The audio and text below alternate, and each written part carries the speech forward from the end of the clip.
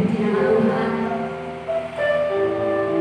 Selamat kita kembali bertemu dalam kasih Tuhan. Kita kembali mau beribadah kepada Tuhan. Keadaan tidak menghalangi kita untuk memuliakan nama Tuhan. Biarlah kita akan mulai ibadah ini, kita mau menyembah Dia, kita mengangkat kepujian kita kepada Tuhan Yesus, kemuliaan-Nya. Haleluya.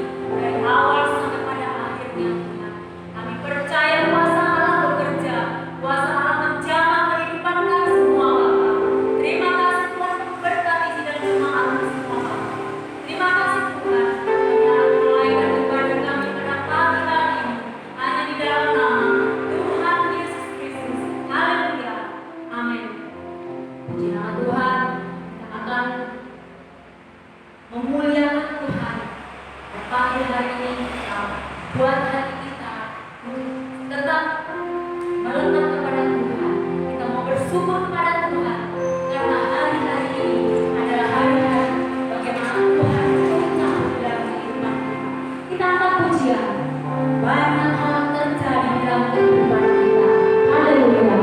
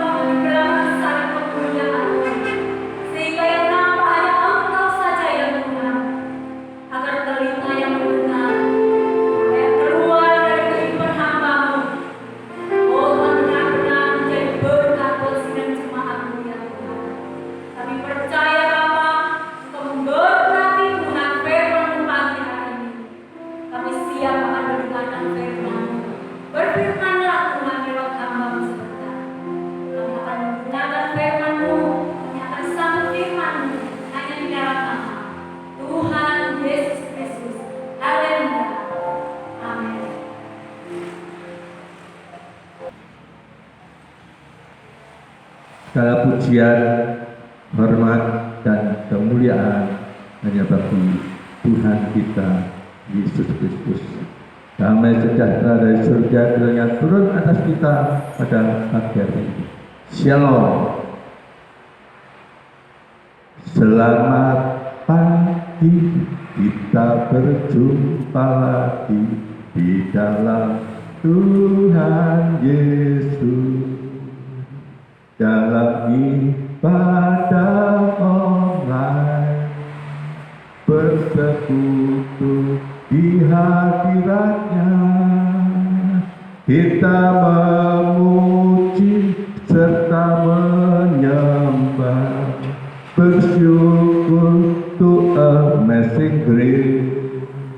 Dengan firman-Nya serta belajar hidup di dalam kebenaran.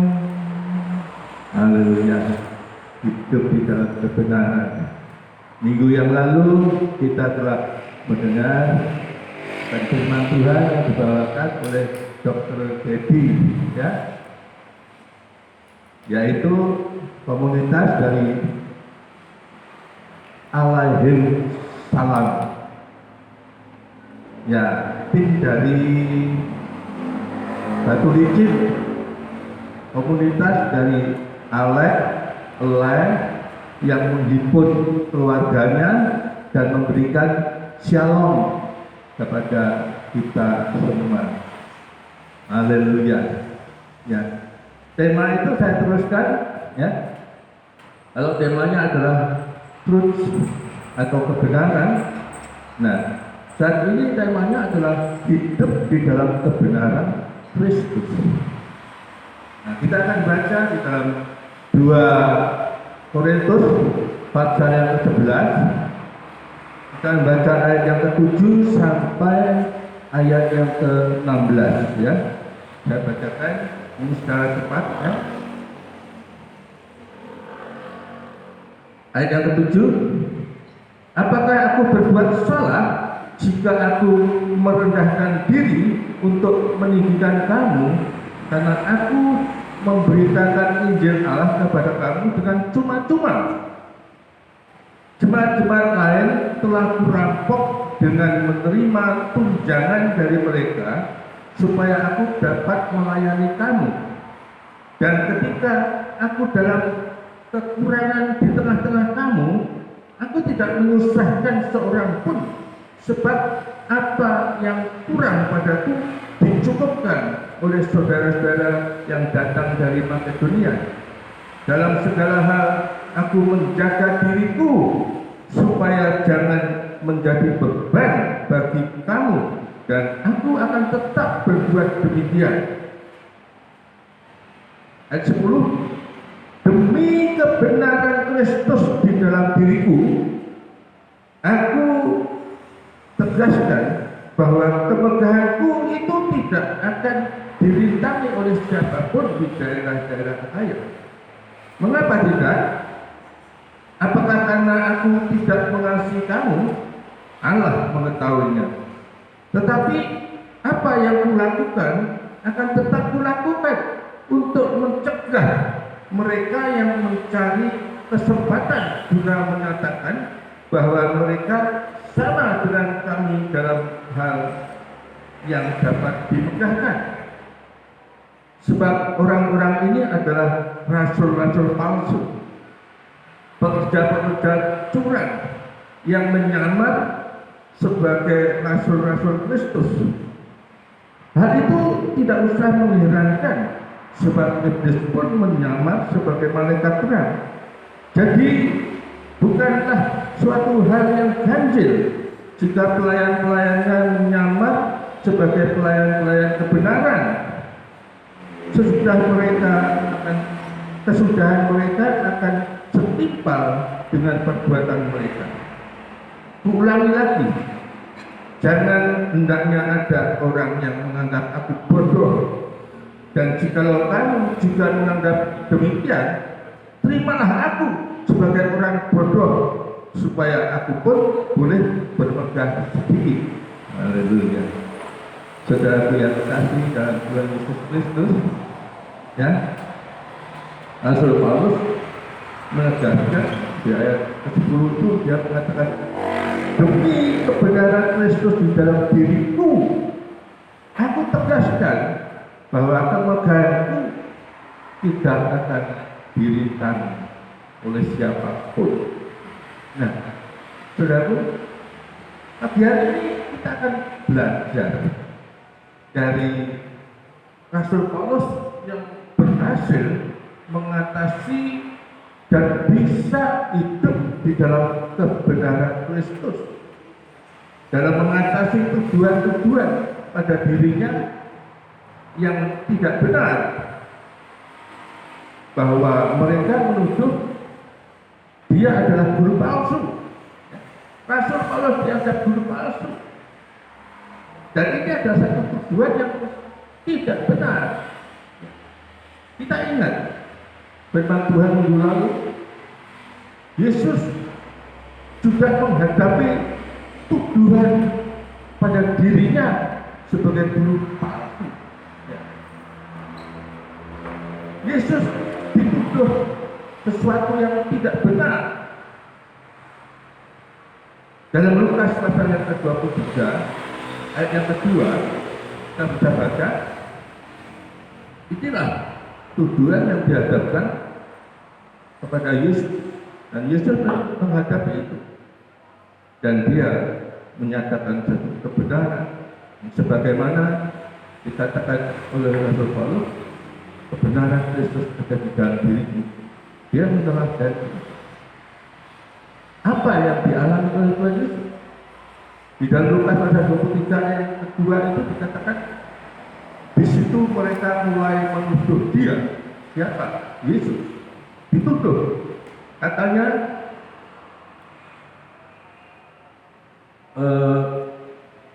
telah kedapatan oleh kami bahwa orang ini menyesatkan bangsa kami dan melarang membayar pajak kepada kaisar.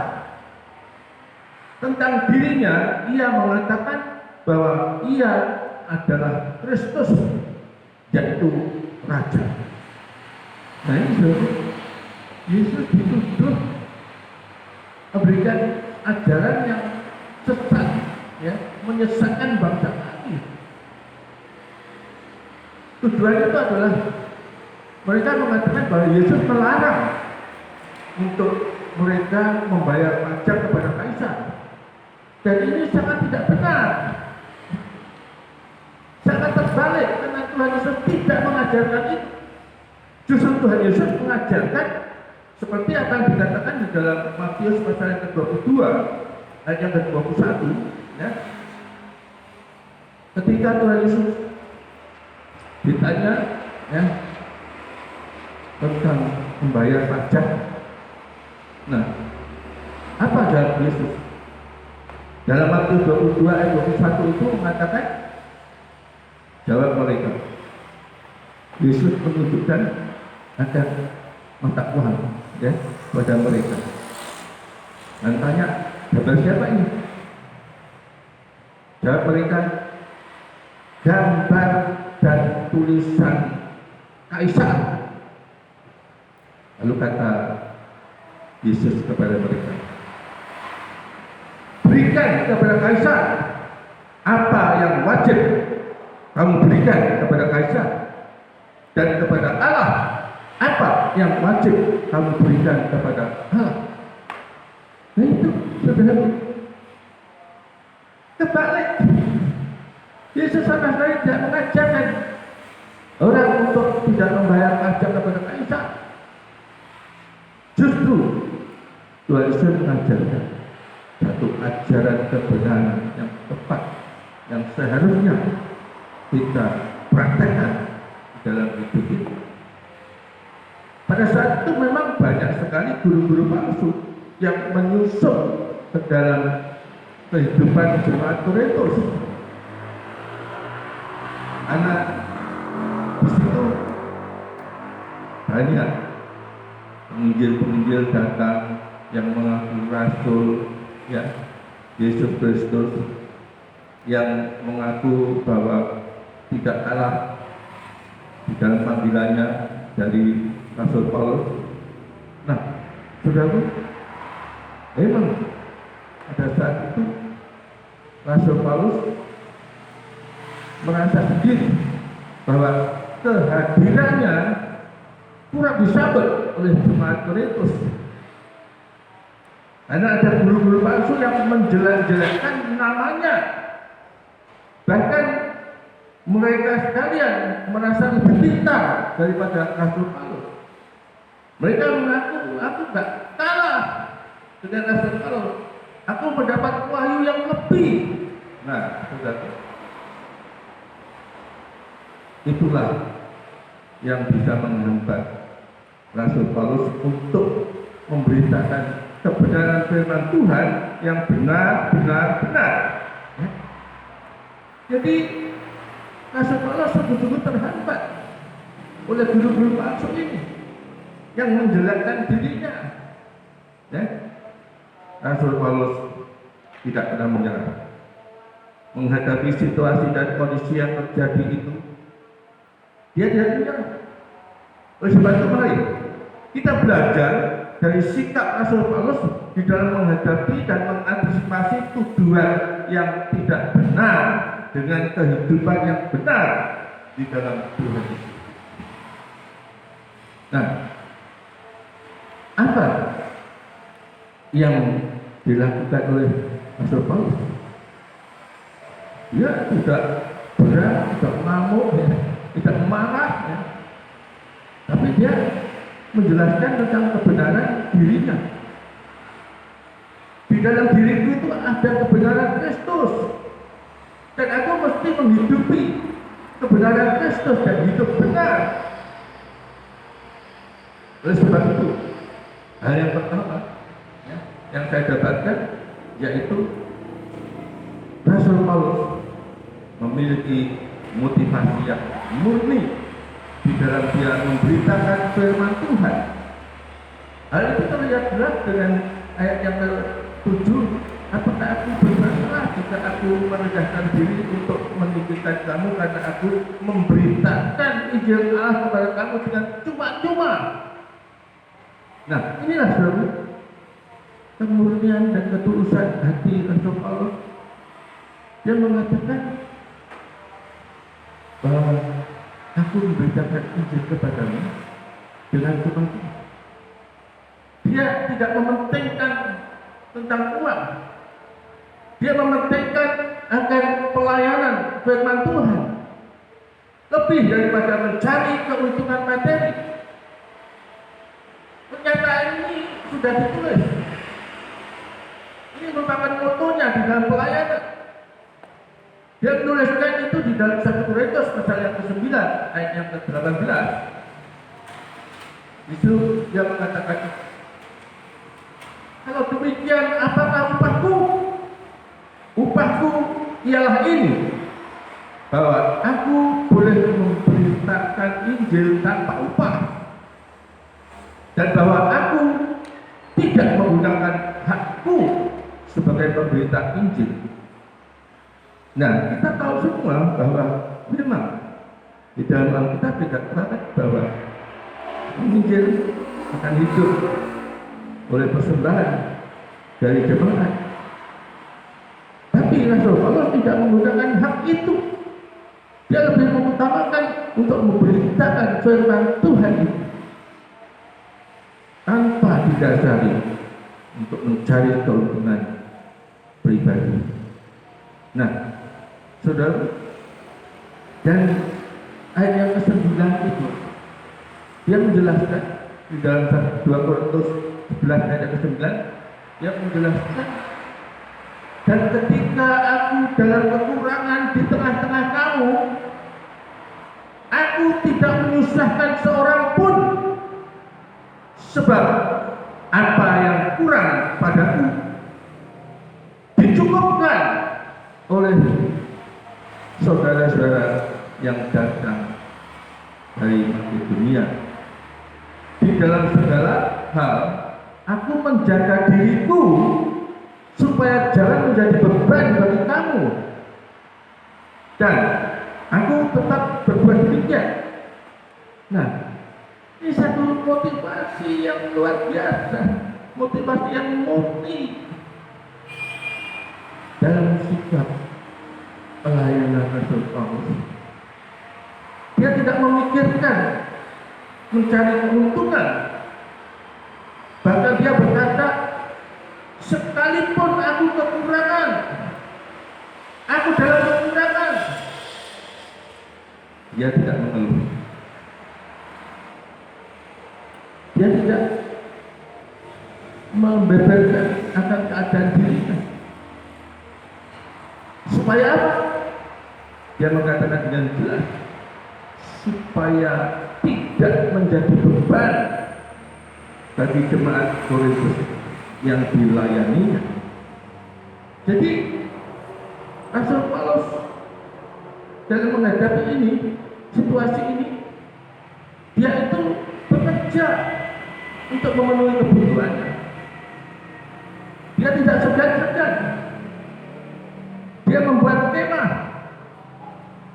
untuk mencukupi kehidupannya dan juga akan pengikut-pengikutnya yang melayani bersama-sama dengan dia. Inilah satu moto yang sangat luar biasa, ya. Motonya jelas, yang mengatakan bahwa bukan melayani untuk hidup, tapi hidup untuk melayani. Nah, inilah saudara yang harus kita pelajari dari Rasul Paulus. Dalam keadaan yang demikian, dia tetap yakin bahwa hidupnya dipelihara oleh Tuhan, dicukupi oleh Tuhan melalui orang-orang di luar jemaat Korintus yang digerakkan oleh Tuhan. Jadi dia tetap puas dan tetap ingin sederhana. Bahkan dikatakan dia sebagai orang miskin pun enggak apa, dianggap sebagai orang miskin. Ya, tetapi dia mengatakan memperkaya orang lain, memperkaya banyak orang. Ini bukan obrolan, tapi ini kenyataan yang sungguh-sungguh dinyatakan oleh Rasul Paulus di dalam 2 Korintus pasal yang 2 Korintus pasal yang ke-6 ayat yang ke-10. Coba. Korintus 6 ayat yang ke-10. Sebagai orang yang berduka-cita, namun senantiasa bersukacita. Sebagai orang miskin, namun memperkaya banyak orang. Sebagai orang yang tak bermilik, tidak bermilik, sekalipun kami memiliki segala sesuatu. Nah,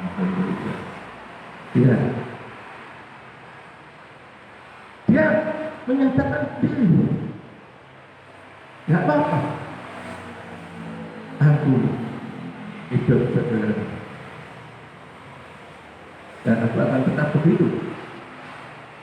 Yang penting aku bisa memperkaya banyak orang, ya, memperkaya di dalam iman, di dalam pengharapan, di dalam kasih kepada Tuhan Yesus Kristus.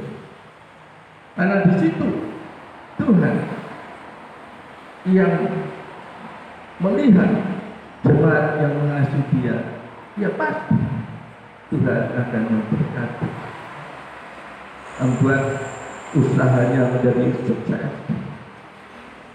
Itulah sebabnya Rasul Paulus dia lebih mengutamakan itu, memperkaya orang lain.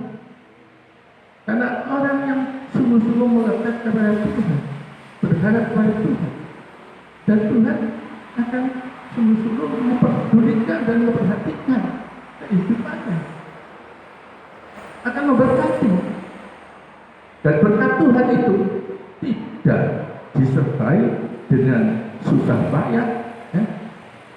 Dan kesusahan, tapi bisa mengalaminya dengan damai sejahtera. Begitu. Dan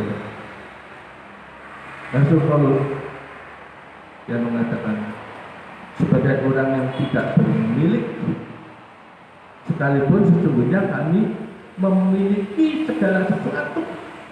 Ya, kenapa dia bisa berkata aku memiliki segala sesuatu? Kelihatannya tidak memiliki, tetapi aku memiliki segala sesuatu karena Yesus adalah segalanya bagiku. Dan itu sama. Kalau Yesus menjadi andalan kita, ya, segala sesuatu pasti akan dicukupkan. Rasul Paulus mengikuti teladan Kristus. Dia juga menjelaskan itu di dalam 2 Korintus pasal 8 ayat yang 9. 2 Korintus pasal 8 ayat yang 9. Karena kamu telah mengenal kasih karunia Tuhan kita Yesus Kristus, bahwa Ia yang oleh kamu, karena kamu menjadi miskin, sekalipun Ia kaya, supaya kamu menjadi kaya oleh karena kemiskinannya. Inilah hal yang perlu kita contoh. Rasul Paulus meneladani Yesus, dan mari kita juga meneladani Rasul Paulus yang meneladani Yesus.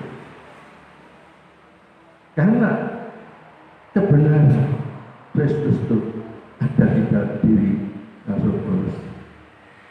Dia mengatakan, demi kebenaran Kristus yang ada di dalam diri kita. Dan dia mau menghidupi kebenaran itu, mempraktekkan di dalam hidup. Yang kedua, Rasul Paulus artinya tetap fokus kepada Kristus, dan dia tetap konsisten untuk tetap hidup sesuai dengan teladan Kristus yang sudah menang dalam pertarungan melawan ketidakbenaran. Ya. Yesus pun juga dituntut hal-hal yang tidak benar, tapi dia menang. Ya.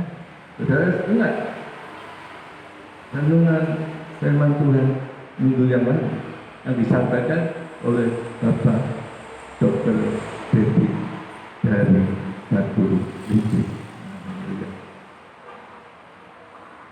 Rasul Paulus memang sangat menyadari bahwa dia itu sedang berhadapan dengan guru-guru palsu. Itu sebabnya Rasul Paulus mengatakan dalam ayat yang ke-14, ya, hal itu tidak usah heran, sebab iblis pun menyamar sebagai malaikat terang. Namun kesudahan mereka, ya, akan setimpal dengan perbuatan. Ayat yang kedua. Haleluya. Saudara, fenomena yang demikian itu memang perlu diwaspadai. Sebab apa? Apa jadinya jikalau ajaran palsu atau ajaran yang tidak benar itu lebih disukai daripada ajaran benar? Ya. Di mana kebenaran dianggap kebodohan dan kebodohan dianggap kebenaran. Rasul Paulus berkata di dalam suratnya kepada Timotius, 2 Timotius pasal yang keempat ayat yang ketiga, karena akan datang waktunya orang tidak dapat lagi menerima ajaran sehat, tetapi mereka akan mengumpulkan guru-guru menurut kehendaknya untuk memuaskan keinginan telinganya. Saudara, inilah yang harus diwaspadai. Dan itulah keadaan dari Rasul Paulus di jemaat Korintus, ya, bahwa mereka menghimpun, mencari guru-guru menurut kehendaknya, hanya untuk memuaskan keinginan telinganya. Mereka mencari yang fasih lidah, yang bisa berbicara dengan baik, ya, dan bisa menyenangkan akan hatinya dengan lawakan-lawakan, ya, dengan guyonan-guyonan, dengan banyolan-banyolan, ya. Nah, karena itu mereka tidak bisa menerima kebenaran firman Tuhan yang benar-benar benar, dan mereka tidak bisa hidup di dalam kebenaran. Inilah yang diwajarkan oleh Rasul Paulus. Oleh sebab itu, dia berani menyatakan kebenaran dalam Kristus seharusnya begini,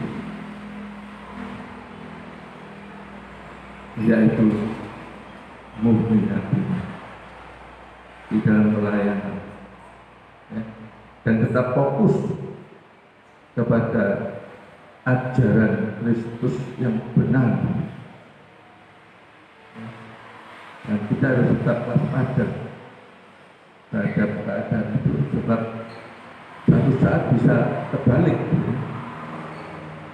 Yang tidak benar dianggap betul, ajaran palsu lebih disukai dari ajaran kebenaran yang benar-benar benar.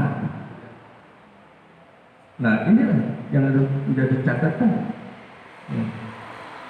Dan yang ketiga, Rasul Paulus tetap merendahkan diri di hadapan semua orang. Dia tetap merendahkan diri. Dari mana kita bisa mengetahui itu? Ya, dari ayat yang ke-16 tadi mengatakan, ulangi lagi, janganlah hendaknya ada orang yang menganggap aku bodoh, karena sesungguhnya dia tidak bodoh.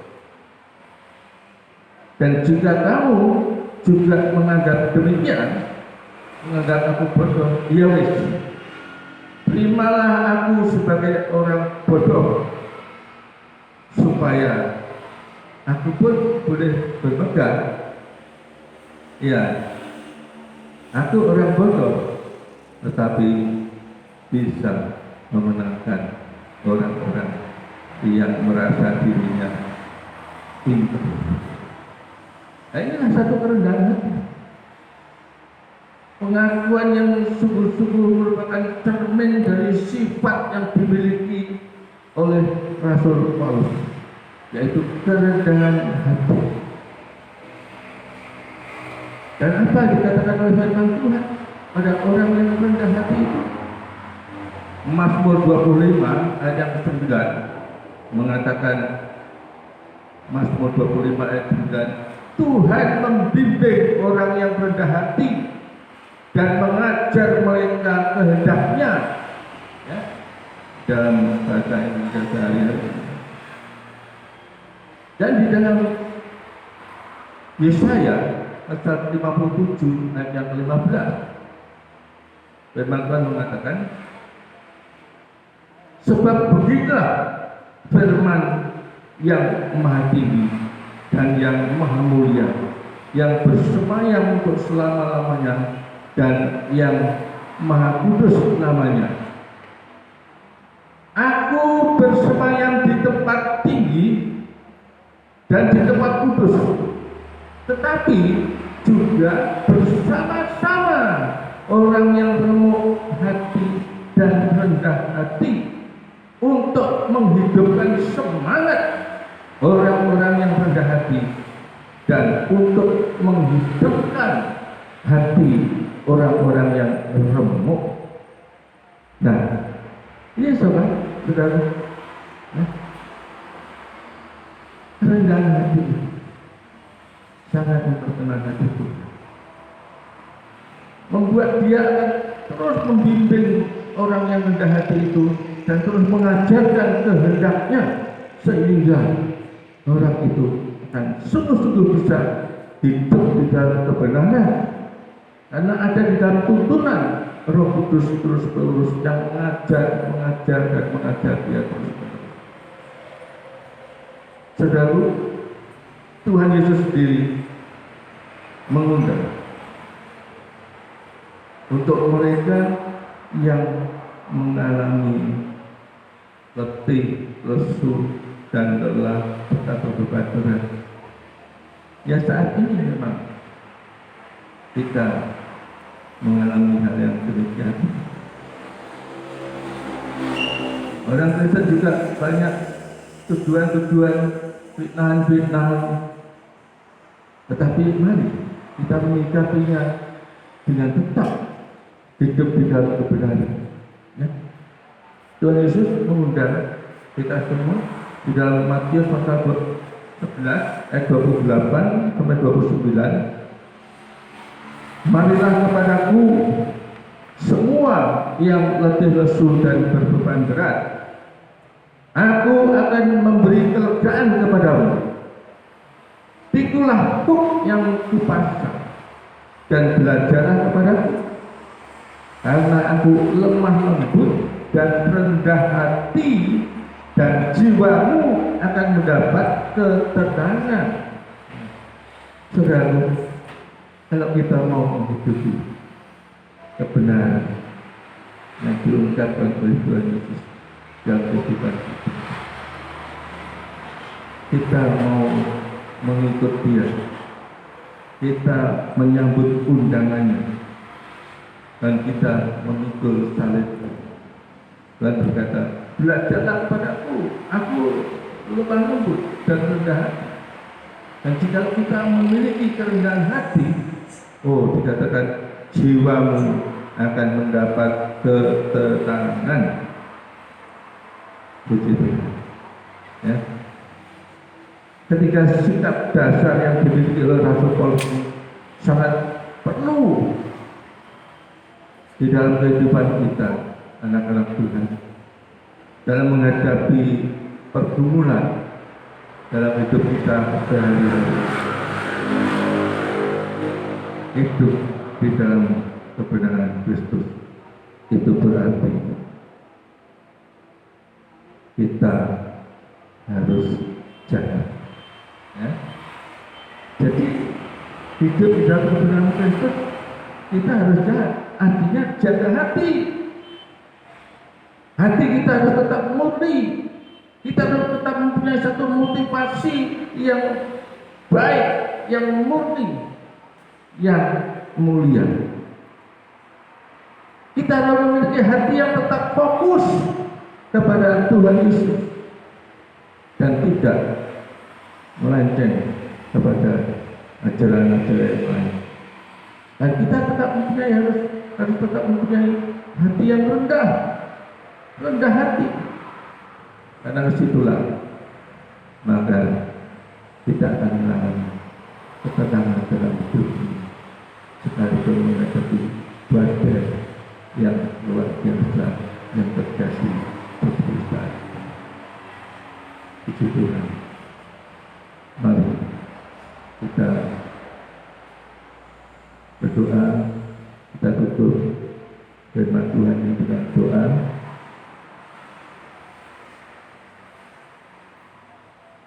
Bapa di surga, kami bersyukur Tuhan, karena kami bisa tetap bersekutu dengan saudara-saudara kami di hadirat-Mu, dan kami masih bisa mendengar akan kebenaran firman-Mu. Kami yakin Tuhan, kalau kami sungguh-sungguh beribadah kepada Tuhan, bukan berdasarkan keuntungan materi, tetapi kami sungguh-sungguh berfokus kepada Tuhan, mengandalkan Engkau di dalam segala perkara. Engkau akan pelihara kami, Engkau akan melindungi kami, Engkau melindungi jemaat-Mu Tuhan, dan kami yakin itu Engkau akan memberkati mereka sekalian yang mengandalkan Engkau. Bersama dengan seluruh sidang jemaat umat-Mu, anak-anak-Mu di seluruh muka bumi ini, pada hari ini kami merendahkan diri Tuhan. Kami merendahkan diri di hadapan-Mu dan bertobat dari jalan-jalan kami yang salah. Kami tahu bahwa itu semua ada ikatannya dengan keadaan yang terjadi pada saat ini. Karena hal ini kami tahu bukan rencana manusia, tetapi Engkau sedang beracara dengan seluruh umat manusia. Mereka yang mulai meninggikan diri, tapi kami sadari itu. Kami akan tetap merendahkan diri di hadapan Tuhan. Kami tetap merendahkan diri di dalam menghadapi situasi apapun, bahkan yang terjadi dengan sesama kami Tuhan. Mungkin konflik yang terjadi, mungkin tuduhan-tuduhan yang tidak benar yang diarahkan kepada kami. Kami tetap percaya Engkau akan berikan kepada kami satu damai sejahtera, satu sikap yang lemah lembut dan tetap rendah hati seperti Engkau. Kami akan menghidupi kebenaran-Mu Tuhan. Berbicara dengan keras pada saat itu Tuhan, sentakkan kami jikalau kami sudah mulai menyimpang dari kehendak, dari rencana, dari rancangan-rancangan. Ampuni kami Tuhan, ampuni bangsa kami Tuhan. Sadarkan kami untuk kami mempersiapkan diri lebih lagi untuk menyambut kedatangan-Mu. Berikan kami kepekaan terhadap tanda-tanda yang telah Engkau izinkan terjadi sebagai satu peringatan bagi kami bahwa kedatangan-Mu tidak akan lama. Terima kasih Tuhan.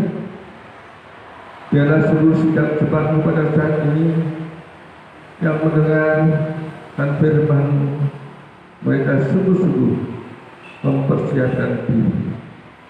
Mereka sungguh-sungguh hidup di dalam kebenaran dan sungguh-sungguh Tuhan memberitakan kebenaran, sehingga banyak orang yang dimerdekakan dari perhambaan-perhambaan atas kehidupan mereka. Jadi akan sidang jemaat-Mu pagi hari ini Tuhan, dan Engkau memberkati mereka dari rumah tangga ke rumah tangga. Mereka tetap takut bersekutu dengan Engkau. Biarlah Engkau membuat mereka berhasil di dalam setiap pekerjaan mereka, dan Engkau memberkati mereka dengan berkat-berkat yang tidak pernah terpikirkan oleh mereka. Karena kami yakin Engkau tetap pelihara. Terima kasih Bapak. Dalam nama Tuhan Yesus Kristus